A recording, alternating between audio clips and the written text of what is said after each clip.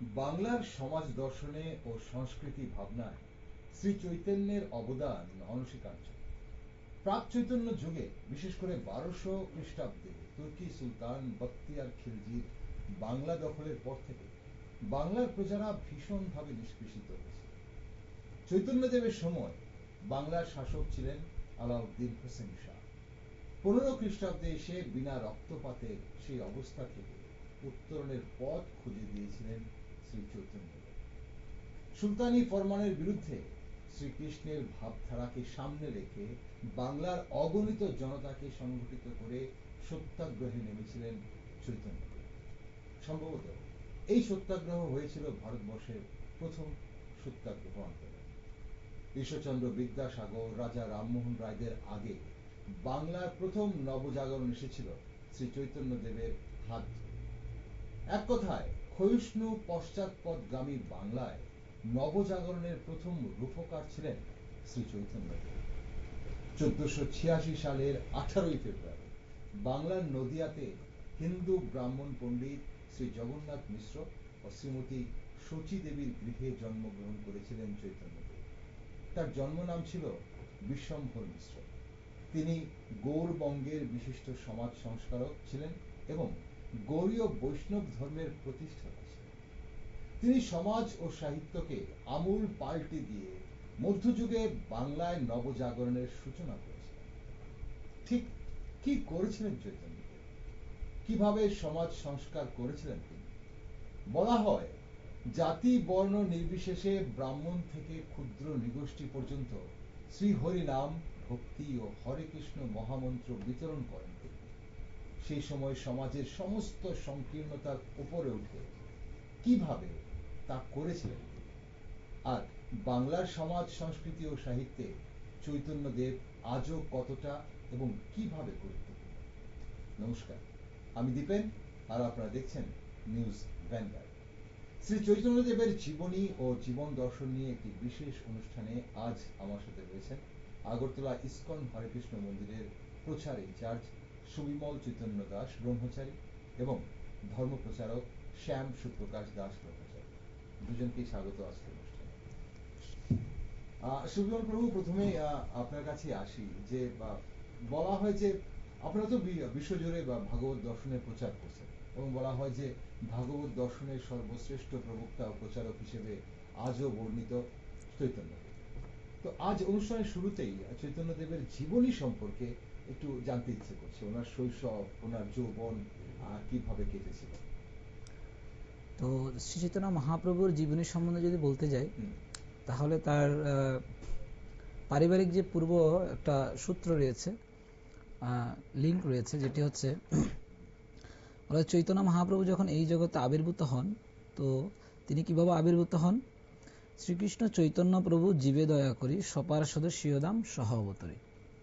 তিনি কখনো প্রথম, যেমন কোনো প্রধানমন্ত্রী বা রাষ্ট্রপতি যদি কোথাও যান, সেখানে যাওয়ার পূর্বে তার কিছু সেখানে লোক পাঠান, যেখানে সেখানে সবকিছু স্থান, অবস্থা, ব্যবস্থা মানে আমার যাওয়ার মতো অনুকূলে আছে কিনা সেটির জন্য বিশেষ ব্যবস্থা বা সেই ধরনের একটা পরিস্থিতি তৈরি করার জন্য। আচ্ছা, তো চৈতন্য মহাপ্রভু যখন এই জগৎ, তিনি যেহেতু সুপ্রিম লর্ড, ভগবান স্বয়ং, আচ্ছা, তো সেই জন্য তিনি যখন এই জগতে আসেন, তিনি প্রথমে কি করেন? তার কিছু পার্ষদ এবং তার কিছু পরিকর, এই ধরনের তাদেরকে তিনি পাঠান, আচ্ছা, যে সেই পরিস্থিতিটাকে অনুকূল করার জন্য।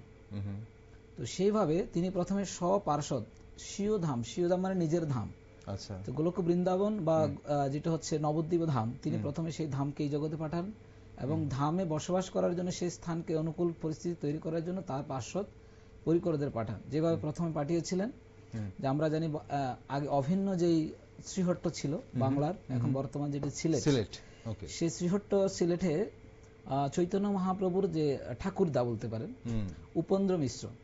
তো উপেন্দ্র মিশ্রের 7 জন পুত্র ছিলেন। আচ্ছা, একজন ছিলেন কংসারী, পরমানন্দ, উপানন্দ, তারপর হচ্ছে আপনার সর্বেশ্বর, জগন্নাথ মিশ্র, তারপর হচ্ছে জনার্দন, লাস্টে হচ্ছে ত্রৈলোক্যনাথ। আচ্ছা, এই 7 জন ছিলেন উপেন্দ্র মিশ্রের পুত্র। 5 নম্বরে ছিলেন জগন্নাথ মিশ্র, যিনি চৈতন্য মহাপ্রভুর পিতা হন। এই শ্রী চৈতন্য মহাপ্রভুর পিতা জগন্নাথ মিশ্র, তিনি তৎকালীন সময়ের বিদ্যার পীঠস্থান ছিল নবদ্বীপ ধাম। আচ্ছা, এখন যেরকম হয়তো আমেরিকা, হার্ভার্ড ইউনিভার্সিটি বা আদার্স অক্সফোর্ড ইউনিভার্সিটি এরকম, ঠিক নবদ্বীপ ধামকে বলা হতো সেখানে বাংলার বিদ্যার পীঠস্থান স্পেশালি। তো তখন এই শ্রীহট্ট থেকে জগন্নাথ মিশ্র বিশেষভাবে বিদ্যা অর্জনের জন্য তিনি সেই নদিয়াতে যান, নবদ্বীপে যান, এবং সেখানে আরেকজন ব্রাহ্মণ বাস করতেন যার নাম হচ্ছে নীলাম্বর চক্রবর্তী। তিনি তার অধীনে পড়াশোনা করতে গিয়েছেন। তার একজন কন্যা ছিল যার নাম হচ্ছে শচী দেবী। সেই শচী দেবীর পরবর্তীতে তাদের সাথে বিবাহ সম্পাদন হয় সেই নীলাম্বর চক্রবর্তীর সুকন্যা মাতা শচী দেবীর সাথে। বিবাহ হওয়ার পরে বলা হচ্ছে পরপর 8 জন কন্যা সন্তান হয়। মানে জগন্নাথ মিশ্র এবং শচী দেবী পরপর 8 জন কন্যা সন্তান জন্মগ্রহণ করে, বাট তারা জন্মগ্রহণ করার পরপর তাদের পরলোক তাদের হয়, পরলোক গমন হয়, মানে মৃত্যুবরণ করে। মানে একজনও বাঁচেন না, একজন পরপর 8 জন হয়। 8 জন ঠিক যেরকম দাপর যুগে কৃষ্ণ আবির্ভূত হওয়ার পূর্বে 7 ভাই একে একে সবাই কংসের হাতে কি করে প্রাণ ত্যাগ করে, এখানে যদি ওইভাবে হয়নি, তারা জন্মগ্রহণ করেছেন, দেহত্যাগ করেছেন, এরকম। এইভাবে 8 জন হওয়ার পরে পরবর্তীতে তারা ভগবান বিষ্ণুর বিশেষ আরাধনা করেন শালগ্রাম পূজার মাধ্যমে, যেহেতু তারা ব্রাহ্মণই ছিলেন। এভাবে মানে বিশেষ ভক্তিপূর্বক আরাধনা করার মাধ্যমে ভগবানের নিকট অত্যন্ত আকুল এবং বেকুল প্রার্থনার মাধ্যমে ভগবান তাদের প্রতি বিশেষ প্রসন্নতা হওয়ার ফলে তখন সেখানে চৈতন্য মহাপ্রভুর যিনি পূর্বে আরেকজন জন্ম নিয়েছেন তার নাম হচ্ছে বিশ্বরূপ। বিশ্বরূপের আবির্ভাব হয়। বিশ্বরূপ মানে হচ্ছে তিনি হচ্ছেন নিত্যানন্দ প্রভুর মানে সংকর্ষণ, মানে ভগবানের অনেক অবতার আছে, তার মধ্যে হচ্ছে যিনি স্বয়ং বলরাম, সেই বলরামের আরেক নাম হচ্ছে সংকর্ষণ। সেই সংকর্ষণ প্রথমে বিশ্বরূপ রূপে শচী মাতার গর্ভে আবির্ভূত হন। যেরকম দেবকীর গর্ভে কৃষ্ণ আবির্ভূত হওয়ার পূর্বে সে বলরাম আবির্ভূত হয়, সেম এখানেও সে বিশ্বরূপের আবির্ভাব হয়। বিশ্বরূপ আবির্ভূত হওয়ার পরে তারপর 1407 শকে যখন 6 শকে মাঘ মাসে প্রথমে জগন্নাথ মিশ্র হৃদয়ে মানে প্রকটিত হন ভগবান চৈতন্য মহাপ্রভু, এবং তিনি সেটাকে স্বপ্ন দেখছেন যে এক বিশেষ জ্যোতির্ময় শক্তি আমার হৃদয়ে মানে কি প্রবিষ্ট হয়েছে। তারপরে সেই শক্তি শচীমাতার হৃদয়ে প্রকাশিত হয়েছে, ট্রান্সফার। তখন শচীমাতা একই স্বপ্ন দেখছেন যে আমাকে সমস্ত স্বর্গের দেবদেবীরা কি করছে, আরতি করছে, আমার মহিমা কীর্তন করছে, বুঝতে পারছি না কি হচ্ছে। এরকম মানে একটা অত্যাচার্য মনোভাব মানে প্রকাশ করছে শচী দেবী। তখন এইভাবে 13 মাস হয়ে যায়। 13 মাস হওয়ার পরও কিন্তু সন্তান এখন মানে ভূমিষ্ঠ হচ্ছে না। তখন শচীমাতা অত্যন্ত মানে টেনশনে পড়ে যান, জগন্নাথ মিশ্র অত্যন্ত টেনশনে পড়ে যান, কি হচ্ছে এটা। সাধারণত 10 মাস 10 দিন আমরা গর্ভে থাকে, কিন্তু 13 মাস হয়ে যাচ্ছে। তো শচীমাতার যিনি পিতা নীলাম্বর চক্রবর্তী, তিনি ছিলেন একজন জ্যোতির্বিদ। তো তিনি জ্যোতিষ কুষ্টি মানে গণনা করেছেন তার, এবং তিনি যথেষ্ট তপস্বীর মতো, তিনি অতীত বর্তমান ভবিষ্যৎ এরকম জানার মতো ত্রিকালদর্শীর মতো ছিলেন সে নীলাম্বর চক্রবর্তী। তো তিনি এটাকে ধ্যানপূর্বক মানে জানার চেষ্টা করেছেন। তখন তিনি জানতে পেরেছেন যে এই শিশু যে তোমার গর্ভে রয়েছে সে কোনো সাধারণ শিশু নয়, বা এই জড়জগতের কোনো ব্যক্তি নয়, তিনি স্বয়ং সে মানে নারায়ণ, তিনি প্রকটিত হচ্ছেন। এটি তিনি তার সেই যুগ বলে বলতে পারেন দর্শন করেছে। তখন সে তাদের মনে যে ভয় ছিল জগন্নাথ মিশ্র এবং তার কন্যা শচী দেবীর মনের মধ্যে, 13 মাস তো এটা তো কখনো হয়নি, আগের গুলো তো এরকম হয়নি, এটা নতুন করে আবার এরকম কেন হচ্ছে, ঠিক অনেকটা সময় পেরিয়ে গেছে। এইভাবে 13 মাস যখন হয়, 13 মাস পরে চৈতন্য মহাপ্রভু এই জড়জগতে বলা হচ্ছে ফাল্গুনী পূর্ণিমায় সন্ধ্যায় সিংহ লগ্নে সিংহ রাশিতে বলা হচ্ছে তখন গৌরচন্দ্রের আবির্ভাবে, তখন সেই মানে সকলঙ্ক মানে অকলঙ্ক গৌরচন্দ্রের আবির্ভাবে সকলঙ্ক যেই চন্দ্র রয়েছে তাকে গ্রাস করেছে কে, রাহু। যেহেতু এখন সকলঙ্ক চাঁদের কোনো দরকার নেই, স্বয়ং অকলঙ্ক যিনি গৌরচন্দ্র স্বয়ং ভগবান তিনি প্রকাশিত হচ্ছেন। আর সাধারণত আমরা কি করি, যখন চন্দ্রগ্রহণ হোক বা সূর্যগ্রহণ হোক, তখন আমরা পবিত্র নদীতে কি করি, স্নান করতে যাই। এটা এখনো আছে, এখনো হয়তো এটা কিছুটা কমে গেছে, আচ্ছা। বাট এখনো যারা এই ধরনের ধামে বসবাস করছেন বা এই ধরনের রয়েছে, তো তখন নদীয়াবাসী সমস্ত মায়েরা এবং যারা পিতারা রয়েছেন সবাই সেই গঙ্গায় স্নান করতে গিয়েছেন, এবং তখন সেখানে সবাই কি করছে, উচ্চস্বরে হরিধ্বনি করছে। কিন্তু কেন এরকম হচ্ছে? আগে তো এরকম আগেও গ্রহণ হয়েছে, চন্দ্রগ্রহণ, সূর্যগ্রহণ, এরকম তো হরিধ্বনি হয়নি। আচ্ছা, সবাই মানে এটা এই ব্যাপারে অবাক। সবাই মানে গঙ্গায় ওখানে গিয়ে যে সন্ধ্যার সময় সবাই হরিধ্বনি দিচ্ছে, ঘরে হরিধ্বনি দিচ্ছে, উলুধ্বনি দিচ্ছে, মানে একটা অন্যরকম পরিবেশ তৈরি গেছে। সব মানে ভগবানের নাম মানে হরিধ্বনিতেই চারিদিকে কোলাহলিত। বলা হচ্ছে চৈতন্য চরিতামৃতে খুব সুন্দর বর্ণনা আছে, বলছে এমনও হরিধ্বনি, এমনও হচ্ছে হরিধ্বনি ব্রহ্মাণ্ড ভেদিয়া ধ্বনি মানে গোলকে মানে যায়, এরকম সুন্দর একটা লাইন আছে। মানে এমন ভাবে ধ্বনিত হচ্ছে যেটা এই জড়জগতের যেই আবরণ রয়েছে সেটাকে ভেদ করে সেই শব্দ গোলক বৃন্দাবন পর্যন্ত পৌঁছে যাচ্ছে। আচ্ছা, এরকম হচ্ছে। তো তখন এই চৈতন্য মহাপ্রভু আবির্ভূত হয়ে মানে তার একটা সবকিছু একটা ঘটার আগে তার যেরকম হেডলাইন বলতে হয়, চৈতন্য মহাপ্রভু এই জগতে কেন এসেছেন, সেটাকে তিনি প্রকাশ করেছেন কিসের মধ্যে? তিনি এই জগতে ভগবান কলিযুগের ধর্ম হয় নাম সংকীর্তন, গোলকেরও প্রেমদন হরিনাম সংকীর্তন।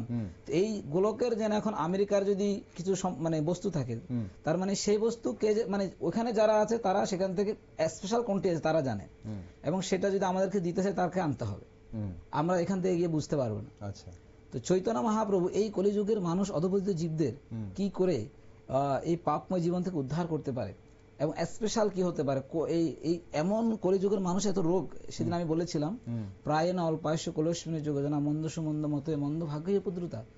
কলিযুগের মানুষ বিবিধ রোগ ব্যাধি দ্বারা উপদ্রুত, মানসিক রোগ, শারীরিক রোগ, সব রোগের দ্বারা উপদ্রুত। তো চৈতন্য মহাপ্রভু বুঝতে পারছেন এই কলিযুগের মানুষকে অস্ত্র দিয়ে কাজ হবে না, বুঝিয়ে কাজ হবে না, তাদের জন্য কি হবে? একমাত্র এনেছি ঔষধি মায়া নাসিমারও লাগি হরিনাম মহামন্ত্র লও তুমি মাগি। স্পেশাল ঔষধ, স্পেশাল ট্রিটমেন্ট, মানে ওই হরিনাম সংকীর্তনটা। তো সেই জন্য তিনি যখন আবির্ভূত হয়েছেন, চারিদিকে যারা এতদিন হরিনাম করতো না, হরিধ্বনি দিত না, আর এমনই সময় সন্ধ্যাকালীন সময়ে চন্দ্রগ্রহণ হচ্ছে। চন্দ্রগ্রহণ সাধারণত সন্ধ্যাকালে হয় না, কিন্তু তখন সন্ধ্যাকালে হয়েছে। আচ্ছা, আর তখন সবাই সন্ধ্যাকালে সবাই স্নান করতে গিয়েছে, আর কোথায়? গঙ্গা পবিত্র নদীতে, আর সেখানে হরিধ্বনি হচ্ছে। তো চৈতন্য মহাপ্রভু এসেছেন কেন? এই হরিনাম প্রচার করার জন্য, হরিনাম প্রচারের মাধ্যমে জীবের হৃদয়কে পবিত্র এবং শুদ্ধ করার জন্য। ঠিক। তো আপনি তাহলে এখন আপনার কথাতে বা এই যে জন্মের যে বৃত্তান্তটা আপনি দিলেন প্রভু, এখানে তাহলে কি মনে হচ্ছে যে শ্রীকৃষ্ণেরই তাহলে অবতার তো চৈতন্য মহাপ্রভু? ওকে। এখন অনেক সময় অনেকেই বলতে শোনা যায় যে শ্রীকৃষ্ণ এবং রাধার মানে রাধাকৃষ্ণের যুগল অবতার চৈতন্যদেব, এটা কি ঠিক নাকি মানে এটা একটা ধারণা? না, এটা ঠিক, এটি ঠিক। রাধাকৃষ্ণ যুগল অবতার কেন বলা হয় তাহলে? এটির খুব সুন্দর একটা দাপর যুগে খুব সুন্দর একটা লীলা রয়েছে এই ব্যাপারে। এক সময় দ্বারকাতে নারদ মুনি আসেন। আচ্ছা, তো নারদ মুনি যখন আসেন তখন ভগবান কৃষ্ণ এত সুন্দর, তো তিনি চিন্তা করেছেন ভগবান কৃষ্ণ এত সুন্দর, ভগবানের যে কার্যকলাপ রয়েছে তার ব্যাপারে একটা নাটিকা করা যাক, নাটক তৈরি করা হোক। আচ্ছা, তো তিনি এই ভগবানের মতো এরকম স্পেশাল একটা চরিত্র মানে উপস্থাপন করতে হলে স্পেশাল এই ধরনের অভিনেতা বা দক্ষ ব্যক্তির প্রয়োজন। তো তিনি স্বর্গ থেকে একজন গন্ধর্ব, যারা মানে যারা আমরা এই জগতে নায়ক নায়িকা বলি বা চলচ্চিত্র শিল্পী বলি, তো স্বর্গে তাদের গন্ধর্ব এবং গন্ধর্বী বলা হয়। আচ্ছা, তো স্বর্গ থেকে স্পেশাল দুজন গন্ধর্ব এবং গন্ধর্বীকে নিয়ে এসেছে, এবং বলা হচ্ছে সে নারদ মুনি তার দৈব শক্তি দ্বারা তাদেরকে ঠিক ভগবান কৃষ্ণের মতো রূপ প্রদান করেছেন, এবং তাদের যে ভগবান কৃষ্ণ যে অভিনয় করেছে তার যে চারিত্রিক বৈশিষ্ট্য মানে তাদের মনের মধ্যে মানে নারদ মুনি তার শক্তি দ্বারা তাদের মধ্যে প্রকাশ করেছেন সেই গন্ধর্ব এবং গন্ধর্বের মাধ্যমে, মানে রাধা কৃষ্ণের মনোভাব। আচ্ছা, ঠিক আছে। তো এখন ওখানে তখন তারা যখন অভিনয় শুরু করেছে, সেখানে দর্শক আসনে ভগবান কৃষ্ণ আছেন সে দ্বারকাতে। কৃষ্ণ তো দ্বারকার রাজা, তো তিনি সেই দর্শক আসনে আছেন, দেখছেন। আর কৃষ্ণ যখন দেখছেন মানে আমার এত সুন্দর রূপ, আচ্ছা, আমি নিজে বুঝতে পারছি না। আর শ্রীমতী রাধা ঠাকুরানী আমার এই সৌন্দর্য রূপ দেখে সে এতটা মোহিত হয়, সে এতটা আনন্দ রস আস্বাদন করে, কিন্তু আমার সৌন্দর্য রসটা আমি নিজে নিজেটা আস্বাদন করতে পারছি না।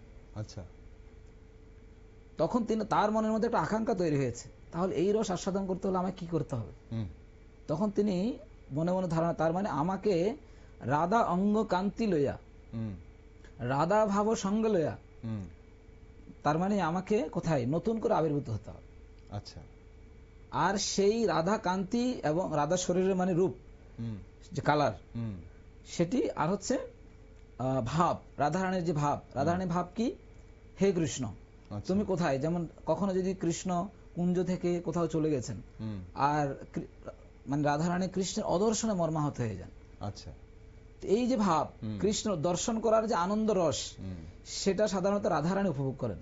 হুম। কিন্তু কৃষ্ণর যে সুন্দর, যে নিজে দেখেছেন যে রূপ, হুম। সেই রূপ দেখে নিজেরও সেই রস আস্বাদন করার জন্য, সে আনন্দ উপভোগ করার মনোবৃত্তি তৈরি হয়েছে ভগবান কৃষ্ণের। আচ্ছা, তখন এই মনোভাব যখন হয়, তখন এক সময় ভগবান কৃষ্ণ তিনি এই চৈতন্য মানে রাধারানীর একটা লীলা রয়েছে, রাধারানীর মান ভঙ্গ করার জন্য, রাধারানী একশো মান করে, হুম। আর তখন সে মান ভঙ্গ করার জন্য কৃষ্ণ তার রাধারানীর প্রতি এতটা বিভাবিত হয়ে যায়, হুম, তখন তিনি রাধারানীর যে অঙ্গকান্তি রয়েছে, হুম। তিনি একটা সন্ন্যাসীর ভেষ ধারণ করেছেন সেই দাপর যুগে, আচ্ছা, একদম এখন যে চৈতন্য অ্যাজ ইট ইজ, হুম, মানে সুন্দর শিকার রেখেছেন, মুন্ডিত মস্তক রয়েছে, হুম, হুম, এবং কমণ্ডলু হাতে নিয়েছেন, সন্ন্যাস দণ্ড হাতে নিয়েছেন, হুম। ভিক্ষা করতে বেরিয়েছেন।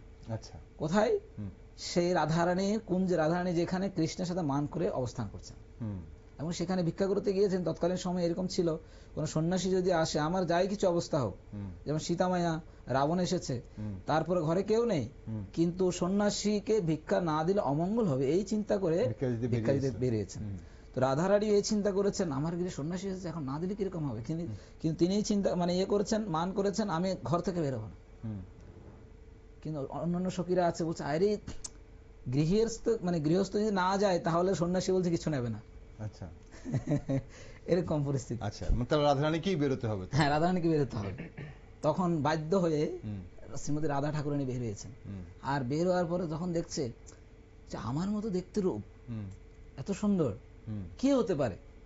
তো রাধারানীকে দেখে এদিকে কি হয়েছে, কৃষ্ণ যখন রাধারানীকে দেখে, তখন তার যে মানে স্বাভাবিক স্থিতি, হুম, সেটা তার মানে এখন অভিনয় যেটা করেছে, সে অভিনয়টাকে ধরে রাখতে পারে না। আচ্ছা, যেমন সূর্য উদিত হলে কুয়াশা থাকতে পারে না, হুম, কুয়াশার আস্তে আস্তে যে আবরণ, সেটি একসময় কেটে যায়। হুম, তো রাধারানীর যখন মানে রাধারানীর সামনে যখন যায় কৃষ্ণ, তার কোন রকম মানে স্বরূপ সেটা কখনো গোপন রাখতে পারে না। আচ্ছা, আর রাধারানী যখন তার সম্মুখে এসেছে, হ্যাঁ, রাধারানী প্রথম চিন্তা, কি ব্যাপার, আমার মতো রূপ, হ্যাঁ, এটা কে হতে পারে, আচ্ছা, এরকম অঙ্গকান্তি কারো হয় না। হুম, আর কৃষ্ণ যখন রাধারানীর দিকে তাকিয়েছে, তার আর রূপকে ধরে রাখতে পারছে না, হুম। তার আসল স্বরূপে ফিরে এসেছে, মানে সেই শ্যামঙ্গ। ঠিক আছে, সুবর্ণ বর্ণ অঙ্গীয়, আচ্ছা, অর্থাৎ রাধারানীর হচ্ছে সুবর্ণ বর্ণ, মানে তপ্ত কাঁচা সোনার মতো রাধারানীর রূপ, হুম, শরীরের কালার। তো এখন রাধারানীর সেম কালারটা কৃষ্ণ ধরেছে, হুম। রাধারানীকে দেখে সে কালার আবার কি হয়ে গেছে, আবার কৃষ্ণের সেই কৃষ্ণের- নীলাবর্ণ হয়ে গেছে। হ্যাঁ। হুম, তো এখন তখন রাধারানী বলছে, আমি এরকম একটা স্বপ্ন কিছুদিন আগে দেখেছি, আচ্ছা, যে এরকম একজন সন্ন্যাসী, হুম, যে তিনি কমণ্ডল হাতে, দণ্ড হাতে, হুম, মস্তক মুন্ডিত, হুম, এবং আমার মতো দেখতে, এবং সে কি করছে, হে রাধে, হে কৃষ্ণ তুমি কোথায়, হুম, তোমরা কোথায়, এভাবে মানে হে কৃষ্ণ, তার মানে কি এটা কি আমি, হুম, মানে এই রূপে যে আছি এটা কি আমি। আচ্ছা, আবার বলছে হে হে রাধে রাধে। বলছে, তার মানে সেটা কি তুমি, আচ্ছা, কৃষ্ণকে বলছে। হুম, তখন তার মানে কি আমার স্বপ্নটা কি সত্যি, হুম, তখন বলছে হ্যাঁ হ্যাঁ শ্রী রাধে, হুম, তার মানে আমি সেই, আমি তোমার শরীরের যে অঙ্গকান্তি রয়েছে, তোমার যে কৃষ্ণ বিরহ মানে আমার প্রতি তোমার যে বিরহ ভাব রয়েছে, হুম, সে ভাবটাকে আমি নিয়েছি, তোমার অঙ্গকান্তি নিয়ে আমি, বলা হচ্ছে এটা কম্বাইন্ড বডি, হুম। রাধা এবং কৃষ্ণ যুগল মিলিত অবতার, তনু, তার জন্য যুগল হ্যাঁ অবতার মিলিত বলা। তনু। হুম, তো এই ভাব নিয়ে পূর্বেই তিনি যে চৈতন্য রূপে আসবেন, হুম। তিনি দাপর যুগে তার একটা তার ব্যাখ্যা দিয়ে গেছেন, একটা ব্যাখ্যা দিয়ে গেছেন। ব্যাখ্যা দিয়ে গেছেন তার, সেটাই চৈতন্যের রূপ তারপর নিয়ে ধারণ করে সেই যুগল অবতার নিয়ে উনি এসছেন কলিযুগে। কলিযুগ কলিযুগে। চৈতন্য মহাপ্রভু রূপে। ওকে, আসবো আপনার কাছে আরেকবার। সুব্রহ্মণ্য প্রভু, আমাদের সঙ্গে শ্যাম সুপ্রকাশ দাস রয়েছেন। শ্যাম, এই সেই সময়ে কথা বলা হচ্ছে যখন শ্রী চৈতন্যদেবের জন্য আবির্ভাব হয়, তখন বাংলায় মানে সুলতানদের রাজ চলছিল, সুলতানদের শাসন চলছিল, এবং আলাউদ্দিন হোসেন শাহ তখন রাজত্ব করছিলেন। সেই সময় বলা যে হয় যে বাংলার যারা ছিলেন সেখানে খুব নিষ্পেষিত ছিলেন। তো সেই কাহিনীটা কি আছে, মানে কেন নিষ্পেষিত ছিলেন সেখানে হিন্দু সমাজের যারা ছিলেন, এবং কিভাবে সেখান থেকে চৈতন্যদেব তাদের মুক্তি দিলেন, সেই কাহিনীটা কি আছে? প্রথমেই নিউজ ভ্যানগার্ডকে অসংখ্য প্রশ্নবিদ্ধ শুভেচ্ছা যে এরকম একটা মানে প্রোগ্রাম অ্যারেঞ্জ করার জন্য, মহাপ্রভুর জীবনীকে তুলে ধরার জন্য।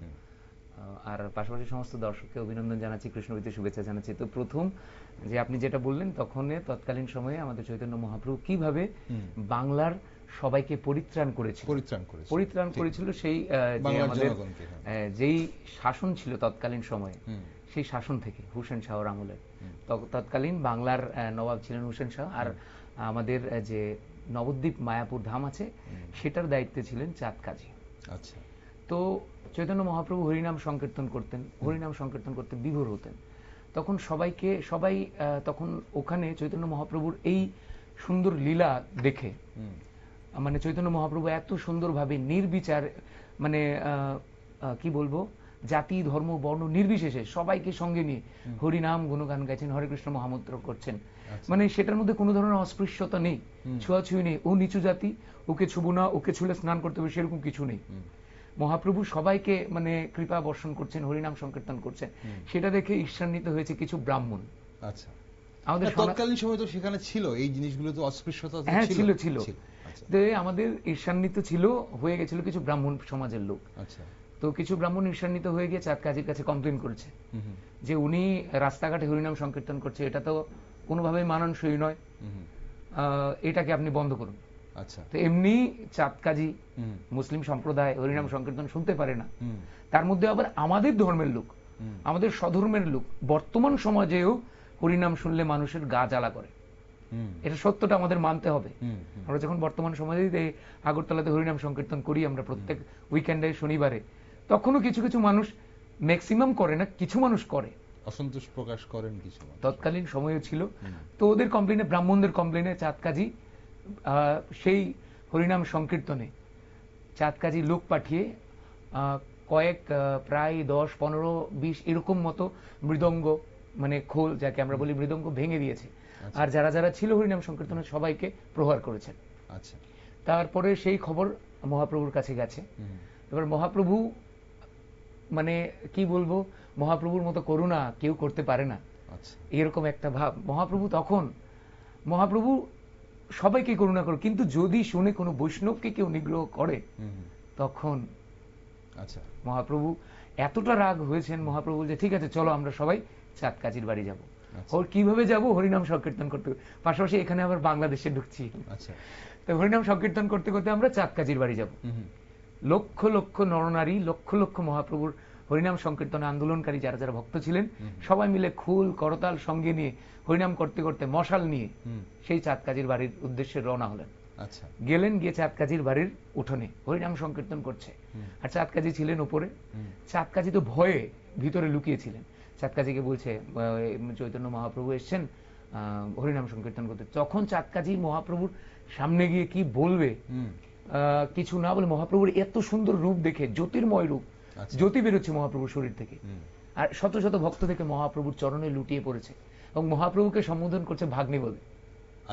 ভাগ্নে বলে, মানে মহাপ্রভুর মা ওনার ভগ্নী হয়, মানে বোন হয় ওনাদের, সেই সম্বোধনে কোন একটা ইয়েতে মহাপ্রভুকে ভাগ্নে বলছেন। তা মহাপ্রভু বলছে তাহলে এইভাবে, তখন মহাপ্রভুর এই রূপ দেখে ভাগ্নে বলে সম্বোধন করে তখন উনি আবার ফরমান জারি করেছেন যে আজ থেকে হরিনাম সংকীর্তনে আমার এরিয়াতে আপনাদের কোনো অসুবিধা হবে না, এবং আমি আমার বংশধর যারা যারা থাকবেন তারাও আপনাদের কোনো ধরনের কোনো অসুবিধা করবে না, হরিনাম সংকীর্তন কোনো বাধার সৃষ্টি করবে না। ফরমান জারি করেছেন, একদম লিখিত ভাবে করে দিয়েছেন মহাপ্রভু, মানে চাঁদ কাজী সেটা। তারপর মহাপ্রভুর সান্নিধ্যে এসেছেন, মহাপ্রভুর চরণে প্রণতি নিবেদন করেছেন, মহাপ্রভুর কাছে ক্ষমা চেয়েছেন। সেই একইভাবে বর্তমান সমাজে যে বাংলাদেশের ঘটনাটা আমরা দেখছি, যে হরিনাম সংকীর্তন করতে যাচ্ছে, ইসকনে হামলা হচ্ছে, বিগ্রহ ভাঙা হচ্ছে, সবকিছু হচ্ছে। তো আমি সবাইকে একটাই কথা বলছি, একমাত্র মহাপ্রভুর আন্দোলনে আমরা আন্দোলনরত থাকবো, হরিনাম সংকীর্তন করব, একদম সেটাতে আর কি, নাম সংকীর্তন। ঠিক, ওকে, আমরা আসবো আবার আপনার কাছে সুপ্রকাশ দাস। সুমেল প্রভু, এই যে জন্মের নাম ছিল বিশ্বম্বর মিশ্র চৈতন্যদেব, তারপর চৈতন্যদেব, গৌরাঙ্গ মহাপ্রভু, নিমাই, তো এতগুলো নামকরণ কিভাবে হয়? সাধারণত নিমাই যখন জন্মের পর আমরা এখনো জানি যখন চৈতন্য মহাপ্রভুর আবির্ভাব স্থান যেটি হচ্ছে যোগপীঠ ধরা হয় নবদ্বীপে, সেই যোগপীঠ যেখানে আবির্ভূত হন চৈতন্য মহাপ্রভু, সেখানে তাদের যে গৃহ ছিল সুতিকা গৃহ যেটাকে বলা হয়, যেখানে চৈতন্য আবির্ভূত হন, সেই জায়গায় একটা নিম বিশাল একটা নিম গাছ আছে, এখনো আছে সেটি, এখনো রয়েছে সেটি। আচ্ছা। তো সেই নিম বৃক্ষের নিচে চৈতন্য মহাপ্রভু আবির্ভূত হয়েছিলেন। তো যার ফলশ্রুতিতে নিম বৃক্ষের নিচে আবির্ভূত হয়েছেন, এই জন্য তিনি নিমাই। আচ্ছা। আর এখানে আরেকটা রিজন দিয়েছে, সেটি হচ্ছে নিম মানে হচ্ছে তেতু। আর তেতু যখন আমরা সাধারণত তেতু যখন খাওয়া হয় তাহলে মানে নানান রকম রোগ ব্যাধি এই ধরনের মানে অশুভ শক্তি যেটাকে বলা যায় গ্রাস করে নেয়, বা নিম বৃক্ষের এরকম কিছু পাওয়ার হয়তো রয়েছে। আচ্ছা। তো নিমাই এই জন্য নিম বৃক্ষের নিচে আবির্ভূত হয়েছে, আর এই ধরনের কিছু কারণ রয়েছে, তার জন্য নিমাই নাম রাখা হয়েছে। ওকে। তারপর বিশ্বম্বর যে জন্য রাখা, বিশ্বম্বরটা মূলত জন্মের নাম, যেটা পুষ্টির নাম বলা যেতে পারে। তো বিশ্বম্বর মানে হচ্ছে এটা নীলাম্বর চক্রবর্তী, তার যে পিতামহ মাতামহ মানে দাদু, মায়ের বাবা। তো তিনি এটিকে, তিনি যেহেতু জ্যোতির্বিদ ছিলেন, যেমন আগের দাপর যুগে ভগবান কৃষ্ণ এবং বলরামের নাম রেখেছিলেন গর্গমুনি, কৃষ্ণ নাম রাখে গর্গ ধ্যানেতে জানিয়া। তো এখানেও সেই নীলাম্বর চক্রবর্তী চৈতন্য মহাপ্রভু কে তিনি ধ্যান করে তিনি আগে থেকে বলেছি, তিনি জানতে পেরেছেন তিনি নারায়ণ স্বয়ং এসেছেন। তো এইটা তিনিও ধ্যানের মধ্যে চিন্তা করে তখন এই নাম তিনি প্রকাশ, বিশ্বম্বর নামের অর্থ হচ্ছে যিনি সমস্ত বিশ্বকে ভরণ পোষণ করেন। আচ্ছা। এই কারণে তার নাম, যে এই সন্তান বা এই শিশু ভবিষ্যতে ভবিষ্যতে না এখনো সমস্ত বিশ্বকে ব্রহ্মাণ্ডকে তিনি ভরণ পোষণ করছেন। আচ্ছা। তো যিনি বিশ্বকে ভরণ পোষণ করেন তার নাম বিশ্বম্বর, এই কারণে।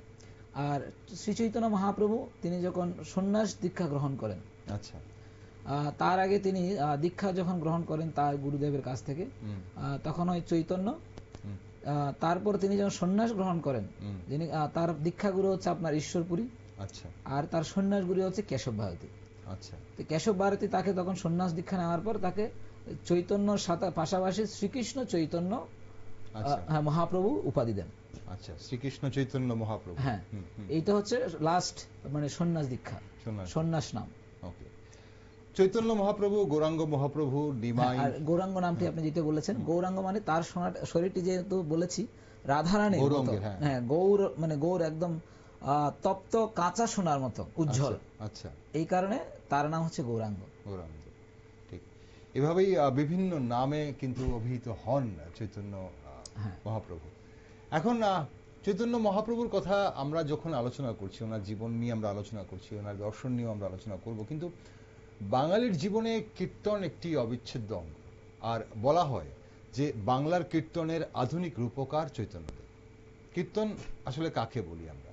চৈতন্যদেবের আগে কীর্তন কেমন ছিল এবং চৈতন্যদেবের কীর্তনকে কি রূপ দিয়েছেন চৈতন্যদেব, সে বিষয়টা যদি একটু আমাদের খুলে বলে। বলা হচ্ছে চারি যুগে চারি ধর্ম, জীবেরও কারণ কলিযুগে ধর্ম হয় নাম সংকীর্তন। আচ্ছা।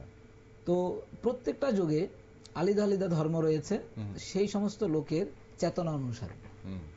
তো সত্য যুগে যেই মানুষের চেতনা ছিল অনেক উন্নত, অর্থাৎ সাত্ত্বিক স্তরে ছিল। তিনটি গুণ রয়েছে, সত্য, সাত্ত্বিক, তামসিক, রাজসিক, এই তিনটি গুণ রয়েছে। তো সত্য যুগের মধ্যে তাদের সমস্ত সাত্ত্বিক ভাবাপন্ন মনোভাব বা মনোবৃত্তি বা আচার ব্যবহার সবকিছুতে এরকম ছিল, বলতে পারেন 99%। আচ্ছা, এরকম। আর এই কারণে তাদেরকে ধ্যান দিয়েছে। যখন আমরা সত্যগুণে থাকি তখন আমাদের মন স্থির থাকে, অর্থাৎ মন যখন স্থির থাকে তখন আমরা কোনো বিষয়ে ভালোভাবে ধ্যান করতে পারি। আচ্ছা, মানে মনোনিবেশ করতে পারি। মনোনিবেশ করে একটা বিষয়ের উপর চিন্তা করাটা হচ্ছে ধ্যান। অর্থাৎ আমি ভগবানকে ভালোবাসি, এখন আমি নাম জপ করছি, তার মানে এই নামটা আমি অত্যন্ত অন্য কোনো সমস্ত চিন্তা, গৃহের চিন্তা, পড়াশোনার চিন্তা, আদার্স যে সমস্ত চিন্তাকে বাদ দিয়ে আমার মন এক জায়গাতে স্থির আছে। আচ্ছা, তার মানে এটাকে বলা হচ্ছে ধ্যান, অর্থাৎ ভগবানের নামে ধ্যান। তো সত্য যুগে ধ্যান ছিল। আচ্ছা। আর দাপর যুগে এসে সেটা কিছুটা কমে গেছে, ধ্যানটা কমেছে, মানে ধ্যান করার যে স্থিতি সেটা কিছুটা কমে গেছে। আচ্ছা। সেই কারণে পরবর্তী দিয়েছে কি যজ্ঞ করা, হ্যাঁ, সেটা হচ্ছে ত্রেতা যুগে।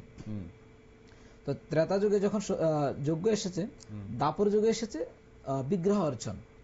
আচ্ছা। আমরা এখনো মাঝে মাঝে শুনতে পাই যে শ্রীলঙ্কার মধ্যে এরকম বড় বিগ্রহ, হনুমান বিগ্রহ বা পাওয়া এখন গেছে, মাটির এখন নিচে সৌদি পাওয়া যায়। আরবের মধ্যে বিষ্ণু মূর্তি, হুম, তারপর অমুক জায়গায় এই বিষ্ণু মূর্তি, বিভিন্ন জায়গায় এরকম বড় বড় কুষ্টি পাথর পাওয়া যায়। এখন আপনাদের যেহেতু নিউজ ব্যান্ডগার্ডে আছেন, আপনারা এটা আরো ভালো করে জানেন। একদম একদম। ঠিক আছে, তার মানে এটা এত বড় বড় মূর্তি বা বিগ্রহ এটা এই কলিযুগে নেই। আচ্ছা, সেগুলো সব হ্যাঁ, সে দাপর যুগে, দাপর যুগে দাপর সব। যুগে। আচ্ছা। তো সেটা কালোর প্রভাবে হয়তো কালক্রমে সেটা এভাবে বিলীন বা মাটির তলে নানান রকম যুদ্ধ এটা সেটা বিগ্রহ হয়েছে। এখন সেগুলো মাঝে মধ্যে উঠে হ্যাঁ, আসছে, মাঝে মধ্যে যখন মাটি খনন করা হয় এভাবে হচ্ছে পাওয়া যখন। যায়। তো এই কলিযুগে হচ্ছে যেহেতু এই অর্থ আপনার ধ্যান করার মতো বর্তমান আমাদের স্থিতি নেই, যেহেতু আমরা সত্যগুণে নেই, অধিকাংশ আমরা তমগুণে আছি। আচ্ছা। ঠিক আছে, তো যার কারণে এই কলিযুগে আমাদের ধ্যান করার মতো সামর্থ্য নেই। আর ধ্যান করার জন্য বহু সময়ের প্রয়োজন। বলা হচ্ছে দাপর সত্য যুগে লক্ষ বছর মানুষের আয়ু ছিল। আচ্ছা। তো যেই কারণে ধ্যান করতে হলে অনেক সময়ের প্রয়োজন। যার কারণে ধ্যান মানে হচ্ছে ভগবানের ধ্যান করবে, আর যখন ধ্যানে আমার ঐকান্তিকতা আসবে তখন ভগবান আমার হৃদয়ে পরমাত্মা রূপে দর্শন দেবে। আচ্ছা। এটা হচ্ছে মানে ধ্যানের সফলতা। আর যজ্ঞের মধ্যে যখন যজ্ঞের অ্যাজ ইট ইজ মানে শাস্ত্র অনুসারে যে স্পেশাল পুরোহিত, যার মধ্যে সমস্ত রকমের দোষ রহিত এবং অপকর্ম রহিত বর্তমান সমাজে যারা ব্রাহ্মণ রয়েছে, তারা নিজে বলে বাট নিজে আচরণ করে না, সেটা বুঝতে পারেন। তারা শাস্ত্রে বলা হচ্ছে যারা ব্রাহ্মণ হবেন সম দম তপ শৌচ খান্তি আর্জবম সরল, মানে এই সমস্ত কি থাকবে। সম মানে তার মন সংযত থাকবে, দম মানে তার ইন্দ্রিয় সংযত থাকবে, সূচি মানে তার পবিত্রতা থাকবে, সম তার তপস্যা থাকবে। কিন্তু বর্তমান সময়ের মধ্যে এই ধরনের কিছু ব্রাহ্মণদের মধ্যে দেখা যায় না। আচ্ছা। কিন্তু ত্রেতা যুগে এরকম স্পেশাল ব্রাহ্মণ ছিল, তো যার কারণে তখন যোগ্য ছিল। কিন্তু কলিযুগে যেহেতু এরকম ব্রাহ্মণ গুণাবলী সম্পন্ন নেই, যার কারণে এই কলিযুগে ব্রাহ্মণও নেই বা যোগ্য নেই। আচ্ছা, যোগ্য হয় না। তারপর হচ্ছে আপনার দাপর যুগে। দাপর যুগে সেম, যখন অর্চা বিগ্রহ দেওয়া হয়েছে, তার মানে তখন এরকম শুদ্ধ সাত্ত্বিক নবগুণ সম্পন্ন ব্রাহ্মণের প্রয়োজন ছিল। আচ্ছা, যারা বিগ্রহ পূজা করত, তারা বিগ্রহ পূজা করত। আচ্ছা। তো এই গুণ সম্পন্ন বর্তমান কলিযুগে সেটিও নেই। ওকে। মানে বিগ্রহ আরাধনা করার মতো এরকম যোগ্যতা বা বিগ্রহ তো আছে, বিগ্রহ আছে, আরাধনা হচ্ছে, কিন্তু ওইরকম শুদ্ধতা বা সাত্ত্বিক গুণ সম্পন্ন নেই। আচ্ছা।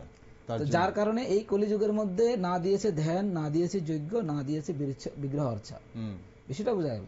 তো সেই জন্য কলিযুগে দিয়েছে, কলিযুগে ধর্ম হয় নাম সংকীর্তন, যাতে মানুষ যেমন এটা আমি আগে একবার বলেছিলাম আপনাকে, যে সত্য যুগে শত্রু কোথায় ছিল? এক লোক থেকে আরেক লোকে, মানে এই পৃথিবী থেকে স্বর্গে। আচ্ছা। আর যখন ত্রেতা যুগ এসেছে, একই লোকের মধ্যে আছে, হয়তো এক দেশ থেকে আরেক দেশে, মানে অযোধ্যা থেকে লঙ্কা। একদম। আর দাপর যুগে এসে সেটি একই ঘরে হয়ে গেছে, অর্থাৎ পঞ্চপাণ্ডব এবং কৌরবদের মধ্যে হয়ে গেছে, ভাই ভাই ভাই একই গৃহে। আর কলিযুগের মধ্যে এরকম পার্সেন্ট নয়, একই ব্যক্তির মধ্যে হয়ে গেছে, অর্থাৎ একই ব্যক্তির মধ্যে আপনার আসরিক ভাব, একই ব্যক্তির মধ্যে আপনার দৈবিক ভাব, সব দুটোই মিশ্রণ, কখনো নিজের মধ্যেই আছে সব একই। এই জন্য বলা হচ্ছে কোথায় স্বর্গ কোথায় নরক, কে বলে তা বহুদূর। পৃথিবীতে স্বর্গ নরক, পৃথিবীতে সুরাসুর। পৃথিবীতে মানে কি? মানুষের ভিতরেই আছে। ঠিক আছে, একই ব্যক্তি। তার জন্য এই আপনি বলছেন নাম সংকীর্তন হচ্ছে, তাহলে এই যুগের মানে কলি যুগের জন্য, মানে ভগবানের নাম করার জন্যই নাম সংকীর্তন। যেহেতু এক চৈতন্য মহাপ্রভু ভগবান যখন অন্যান্য অবতার আসতেন, অসুরদেরকে বধ করতেন অস্ত্র ধারণ করে।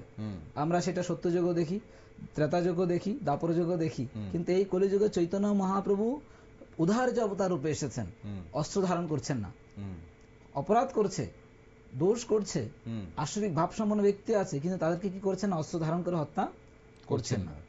তিনি কি করছেন?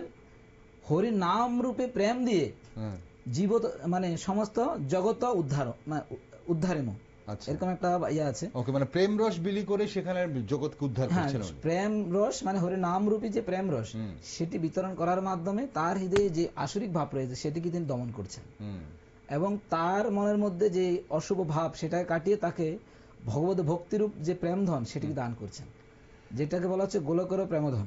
আচ্ছা, তার জন্য কীর্তনের আমরা এই যে কীর্তন বা সংকীর্তনের কথা আমরা বলি, তার জন্য এই কলিযুগে তাহলে সেটাই একমাত্র পথ। এখানে ধ্যান নেই, এখানে বিগ্রহ অর্চা নেই, এখানে যজ্ঞ নেই, এখানে শুধু নাম সংকীর্তন।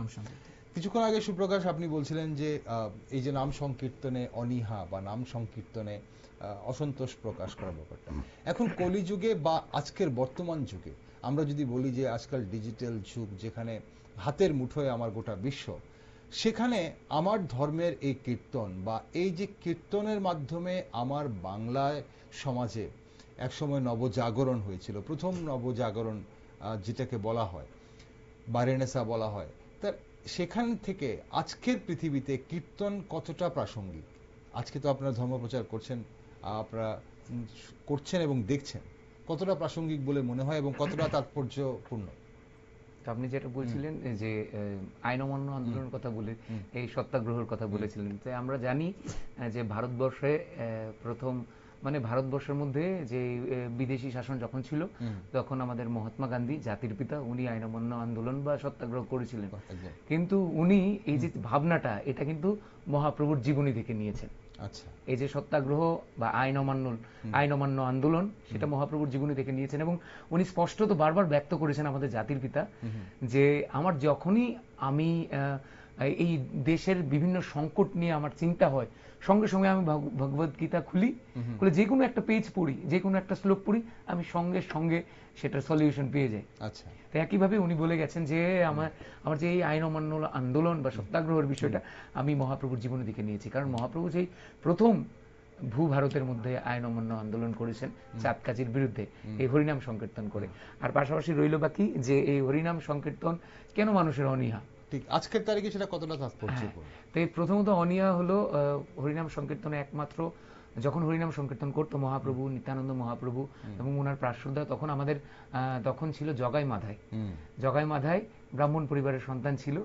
এরকম দুরাচারী, পাপাচারী, নারী ভোগকারী, এরকম মানে এই অবগুণে মানে বৃত্ত ছিল তারা। আচ্ছা, তো তারা এরকম একইভাবে এই মহাপ্রভুর হরিনাম সংকীর্তন শুনলেই ওরা রেগে ফেগে যেত এবং অনেক সেরকম নিত্যানন্দ মহাপ্রভুকে আক্রমণ করেছে। মহাপ্রভু আবার রেগে ওদেরকে মানে করেছে। তারপরে ওদেরকে আবার এতটাই মহাপ্রভুর সান্নিধ্যে এসে মহাপ্রভুর কৃপাও পেয়েছে। বর্তমানে একইভাবে সেই সমস্ত এই সবার মধ্যে নেশাগ্রস্ত হওয়া, আপনি দেখতে পাচ্ছেন নেশার রমরমা বাণিজ্য চলছে সারা, মানে কোথায় বলবো আমি, কোথায় নেই, সব গলিগলিতে নেশা চলছে।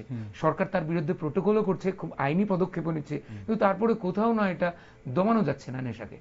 একইভাবে এই হরিনাম সংকীর্তন করতে আমরা যারা যাচ্ছি শহরের রাজপথে হরিনাম সংকীর্তন করছি, প্রত্যেকটা কর্নারে কর্নারে করছি, তখনই কিছু কিছু মানুষ তো অসন্তোষ প্রকাশ করে, সেটা আমরা চোখে ভাবে বুঝতে পারি। যে কেউ কেউ বলে যে এরকম, আমি তো একদিন নিজ কানেই স্পষ্ট শুনতে পেয়েছি, তখন আমি ভিডিও করছিলাম, হরিনাম সংকীর্তন হচ্ছে, আমি ভিডিও করছিলাম, তখন বলছে এদের খেয়ে দিয়ে কোনো কাজ নেই, এরা শুধু বৈষ্ণব সেবা আছে, দুপুরবেলা চলে যায় খেতে মানুষের বাড়ি, ঘুরে ঘুরে খেয়ে টেয়ে চলে আসে, এরা শুধু মানুষের টাকায় চলছে। আচ্ছা, এরকম বলে। তা আমি আপনাদের সংবাদ মাধ্যমের মাধ্যমে বলে দিই যে আমরা সবাই যারা যারা হরিনাম সংকীর্তন করছে সবাই হাইলি কোয়ালিফাইড। মানে এটা আমি অধ্যত্ত করে বলছি না, কিন্তু যে আমাদের যারা যারা সিনিয়ররা আছে সবাই গ্যাজেটেড অফিসার, কেউ কেউ মেডিকেল ডিপার্টমেন্টে আছে, কেউ ডক্টর, ইঞ্জিনিয়ার, কেউ সিআরপিএফ এর অফিসার, কেউ টিএসআর এর অফিসার, বিশাল বিশাল পোস্টে আছেন।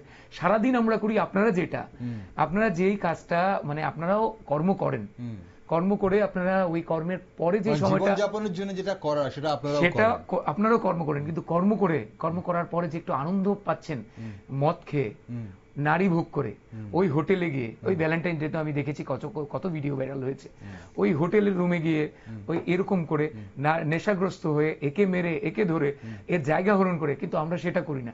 আমরা আমাদের কর্ম শেষে যারা স্টুডেন্ট আছি, আমি যে পড়াশোনা করছি, পড়াশোনার শেষে হরিনাম সংকীর্তন করে রাস্তাতে বেরোই, এই কারো বাড়িতে বৈষ্ণব সভা হলে নিমন্ত্রণ হতে যাই, ওই সময়টা যেতে আপনারা নেশা করছেন সেটা আমরা হরিনাম সংকীর্তনে অংশগ্রহণ করছি। আপনার চয়েস ওটা, আপনাদের চয়েস এটা, ওনাদের চয়েস ওটা, আপনাদের চয়েস এটা। ওনারা যে নেশাটা করছেন এটা রাতে করছেন, 5 ঘন্টা পরে সেই নেশাটা উতরে যাচ্ছে, সকালে হলেই নেশার আবার প্রয়োজন হচ্ছে, কিন্তু আমরা যেটা করছি হরিনাম সংকীর্তন, সেই নেশাতে আমরা এমন ভাবে আবদ্ধ হচ্ছি, সেই নেশা আমাদের আর কোনোভাবে ছাড়ছে না। মানে উঠতে হরি, বসতে হরি, গাড়িতে এই যে জপবেগ কন্টিনিউ, আমরা কোথাও গেলে, মানে কেউ কোথায় গেলে আমরা অহেতুকী কথা বলি, এর নামে নিন্দা করি, এর নামে মন্দ করি, সমালোচনা করি, কিন্তু ভক্তরা যখন যায় অটোতে উঠলো, হরিনাম সংকীর্তন, যে যার মতো হরিনাম সংকীর্তন করছে, জপ করছে, এটাই হলো ডিফারেন্স। যার জন্য ভক্তরা নেগেটিভ এনার্জি তো দিচ্ছে না কাউকে না, যার জন্য ভক্তরা সবসময় সুখী থাকে, সবসময় উৎফুল্ল থাকে, সবসময় দেখবেন ভক্তরা হাসছে, ভক্তদের মুখ অন্ধকার কখনো নেই, সবসময় হাসছে তারা। আর যারা নেশাগ্রস্ত হচ্ছে, ওরা নেশা করছে, বলছে শান্তি নেই, শান্তি কিভাবে থাকবে, অশান্তির জিনিস নিয়ে মাতামাতি করছেন। ওকে সুপ্রকাশ, আমি এখানে একটা জিনিস জানতে চাইবো যে অনেকেই বলেন এটা কতটা সত্যি আমি জানি না, কতটা অনেকেই বলেন যে এই ধরনের কাজ মানে আপনাদের মতো যারা জীবনযাপন করছেন বা হরিনাম করছেন, জীবনের যে জাগতিক চাহিদাগুলো তাদের সেগুলো আর থাকে না, তার জন্য ওনারা খুশি থাকেন। এবং যারা নর্মাল জীবনযাপন করছেন তাদের মধ্যে কিছু জীবনের চাহিদা থাকে, জীবনে কিছু এইম থাকে, কিছু লক্ষ্য থাকে, সেগুলো পূরণ করার জন্যে সাংসারিক জীবন যারা করছেন তার জন্য তাদের অনেক কিছু পার হতে হয়, তার জন্য ওদের রাগ ক্ষোভ হয়। ব্যাপারটা কি এরকম কোনো কিছু মানে ঠিক নাকি? আসলে এরকমটা যারা বলছেন এরকমটা যে চাহিদা নেই বা এরকমটা, আমাদের চাহিদা আছে। আচ্ছা, প্রচুর চাহিদা আমাদের, শুধুমাত্র হরিনামের চাহিদা। আচ্ছা, আমরা সব করছি জড় জগতের, যারা যারা মানে যারা কৃষ্ণ বিমুখ তাদেরকে আমাদের ভগবতীয় ভাষায় জড় জগৎ বলে। কৃষ্ণকে ছাড়া যেই জগৎ সেই জগৎকে জড় জগৎ বলে, মানে নন লিভিং, মানে যে জীবন নেই ওখানে। আর যারা কৃষ্ণ সঙ্গে নিয়ে আছেন আমরা হলাম সেই জগতের মানুষ। তো আমরাও যারা যারা দেখবেন প্রভু যারা যারা আছেন, যারা স্যাফরনে আছেন গেরুয়া বসনধারী, ওনারা শুধু গৃহত্যাগী, আর বাদ বাকি যারা যারা আছেন মানে যারা যারা আছেন সবাই কিন্তু সংসার ধর্ম করছে, সবার বাচ্চা আছে, বাচ্চাদের স্কুলে পড়াশোনা করেছেন, চাকরি বাকরি করছেন, জীবনযাপন করছেন, কিন্তু আমরা কৃষ্ণকে নিয়ে করছি, যার জন্য সবসময় উৎফুল্লে আছি। কৃষ্ণ বিমুখ আমরা নই, আমরাও সবসময় করছি। আমি পড়াশোনা করছি, পড়াশোনা শেষে আমার জীবনে একটা লক্ষ্য আছে যে আমাকে জীবনে দাঁড়াতে হবে।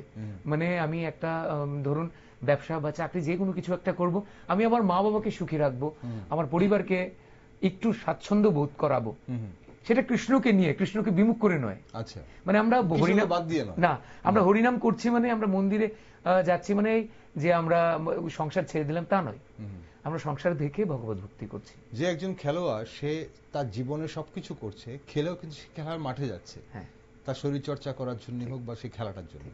আপনারা যেটা করছেন সারা জীবনে সবকিছু করছেন, করে মন্দিরে যাচ্ছে। ঠিক, ওকে, অনুষ্ঠানের সময় ফুরিয়ে আসছে। একটা কথা যেটা আমরা শুনি সবসময়, যে শ্রী চৈতন্যদেব সন্ন্যাস নেওয়ার 1 বছরের মাথায় শান্তিপুরে এসেছিলেন সচী মাতাকে দর্শনের জন্য। সচী মাতাকে দর্শনের পরেই পুরী ধামে চলে যাওয়ার কথা ছিল ওনার, এবং আচমকা পুরী যাত্রা বাতিল করে তিনি নবদ্বীপে আসার ইচ্ছে প্রকাশ করেন। তো শ্রীবাস গদাধরকে সঙ্গে নিয়ে কীর্তন করতে করতে তিনি নবদ্বীপ চলে আসেন। বিষ্ণুপ্রিয়া দেবী সেই সময় বাড়িতে পুজো করছিলেন। সন্ন্যাসীদের স্ত্রীর মুখ দর্শন করার নিয়ম নেই, তাই উঠোনে দাঁড়িয়ে আকাশের দিকে তাকিয়েছিলেন মহাপ্রভু। বিষ্ণুপ্রিয়া দেবী ঘর থেকে বের হয়ে স্বামীকে প্রণাম করতে যান। প্রণাম শেষ হতেই বিষ্ণুপ্রিয়া দেবী দেখেন যে একজোড়া পাদুকা রেখে গিয়েছেন মহাপ্রভু, সামনে মহাপ্রভু নেই। আর ওই দিন রাতে বিষ্ণুপ্রিয়া দেবী মায়ের স্বপ্নাদেশ পান যে জন্মভিটের নিম গাছ থেকে কাঠের বিগ্রহ তৈরি করে পুজো করতে, এবং তার সঙ্গে পাদুকাও পুজো হবে। সেই থেকে মহাপ্রভুর পাদুকা পূজা হয়ে আসছে, এবং বিষ্ণুপ্রিয়া দেবীর ভাইয়ের বংশধররা ওই পাদুকা যুগল সুরক্ষিত রেখেছেন। এখন 1960 সালে ওই পাদুকা দুটির একটি রূপোর খামের মধ্যেও রাখা হয় বলে জানা যায়। এখন এখানে ছোট্ট করে বিষ্ণু, যে পাদুকা তো অবশ্যই আজও পূজিত। শুনুন প্রভু, আমার শেষ প্রশ্ন আপনার কাছে, সেই পাদুকা আজও পূজিত হচ্ছে 500 বছর পর, কিন্তু ওনার যে ভাব দর্শন, ওনার যে দর্শন উনি দিয়ে গেছেন আমাদের বা বাংলার জনগণকে, ওই সময় যে পশ্চাৎগামী যে জীবনধারা ছিল তখন, তার থেকে যেটা উত্তরণ করে দিয়ে গেছেন, তার সঙ্গে আজকের জগতে আমরা কোথায় দাঁড়িয়ে আছি? আমরা কি সঠিক পথে হাঁটছি? আমরা সনাতনী বাঙালিরা কি চৈতন্যদেবের সেই ভাবধারা আমরা ধরে রাখতে পারছি? চৈতন্য মহাপ্রভুর যেই ভাবধারা আমাদেরকে দিয়ে গেছেন, সেই ভাবধারা যত দিন যাচ্ছে, এই ইসকন প্রতিষ্ঠা হওয়ার পর থেকে বা তার আগে পর্যন্ত কিছুটা কি হয়ে আসছে, সংকুচিত হয়ে এসেছে, বা সেই ভাবধারা অনেকটা মানে বিচ্যুতির পথে ছিল। যেমন আমাদের গুরু পরম্পরায় একজন রয়েছেন ভক্তি বিনোদ ঠাকুর, এবং তিনি হচ্ছেন আমাদের এখানে জগন্নাথ ভারত যিনি প্রতিষ্ঠাতা ছিলেন, ভক্তি সিদ্ধান্ত সরস্বতী ঠাকুর ছিল প্রভুপাদের পিতা। তো বলা হচ্ছে শাস্ত্রে, আউল ভাউল কর্তব্য যা নেরাধর গোসাই, সহজিয়া সকিবে কি স্মার্ট জাত গোসাই, অতি ভারী চূড়াদারি গৌরাঙ্গ নাগরী, তোতা কহে এই 13 সঙ্গ নাহাই করি। মানে এই 13 প্রকারের অপসম্প্রদায় চৈতন্য মহাপ্রভু যাওয়ার পর থেকে সমাজের মধ্যে বিভিন্নভাবে গড়ে উঠেছে। আর এই সমস্ত অপসম্প্রদায় কাজ কি, তারা নিজেদের মন ঘোরাভাবে কিছু মানুষের কাছে, যারা হয়তো পড়াশোনা করছে না শাস্ত্র, বা এই সম্বন্ধে তাদের ধর্ম ব্যাপারে জ্ঞান কম আছে, তো তারা নিজেদের মতো কিছু মত প্রকাশ করে এই ধরনের সম্প্রদায় সৃষ্টি করেছে। যে মূল যে ভাবধারা চৈতন্য মহাপ্রভুর, সেই ভাবধারার অনেকটা বিচ্যুতি ঘটে গেছে। আর সেটাকে পুনঃপ্রতিষ্ঠা করেছেন ভক্তি সিদ্ধান্ত সরস্বতী ঠাকুরের পিতা ভক্তি বিনোদ, যাকে সপ্তম গোস্বামী, স্বরগোস্বামী রয়েছে, শ্রীরূপী সনাতন ভট্ট রঘুনাথ, শ্রী গোপাল ভট্ট, দাস রঘুনাথ, 6 গোস্বামী। পরবর্তী হচ্ছেন যিনি গোস্বামী, তিনি হচ্ছেন ভক্তি বিনোদ ঠাকুর মহাশয়। তিনি এই অপসম্প্রদায়ের বিরুদ্ধে রুখে দাঁড়িয়েছিলেন এবং তিনি শাস্ত্রের মাধ্যমে এবং বিভিন্ন মাঠে মাঠে বিভিন্ন জায়গায় প্রচার করে সে অপসম্প্রদায়কে অনেকটা কোণঠাসা করে দিয়েছিলেন। পুনরায় চৈতন্য মহাপ্রভুর ভাবধারাকে তখন আবার পুনঃপ্রতিষ্ঠা করেছিলেন। আর সেই ভাবধারাকে এগিয়ে নিয়ে গেছে ভক্তি সিদ্ধান্ত সরস্বতী ঠাকুর, তার সুপুত্র। আর এই ভক্তি সিদ্ধান্ত সরস্বতী ঠাকুরের যিনি প্রিয় পাত্র ছিলেন, প্রিয় শিষ্য ছিলেন, ইসকনের প্রতিষ্ঠাতা শ্রীল প্রভুপাদ। আর এই শ্রীল প্রভুপাদ সেই ভাবধারা, যেটা ভক্তি সিদ্ধান্ত সরস্বতী ঠাকুর যাওয়ার পরে কিছুটা আবার ক্ষীণ হয়েছিল, সেটাকে পুনরায় বিস্তার করেছিলেন।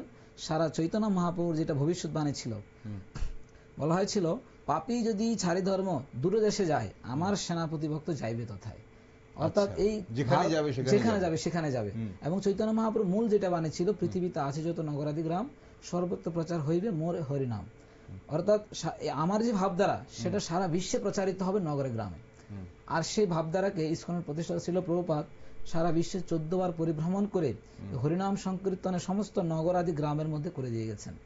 যে ভাবধারা অনেকটা পিছিয়ে, সংকুচিত, অনেকটা আচ্ছাদিত হয়ে গেছিল, সেই ভাবধারা পুনরায় বিশাল হারে বিস্তার লাভ করার ফলে, আর সেই বিস্তার বলা হচ্ছে, একজন সাহিত্যিক ছিল প্রভুপাদ সম্বন্ধে খুব সুন্দর মন্তব্য করেছিলেন যে ইসকনের প্রতিষ্ঠাতা ছিল প্রভুপাদ যে গৃহ নির্মাণ করেছেন, সেই গৃহে সারা বিশ্বের মানুষ আশ্রয় পেতে পারে।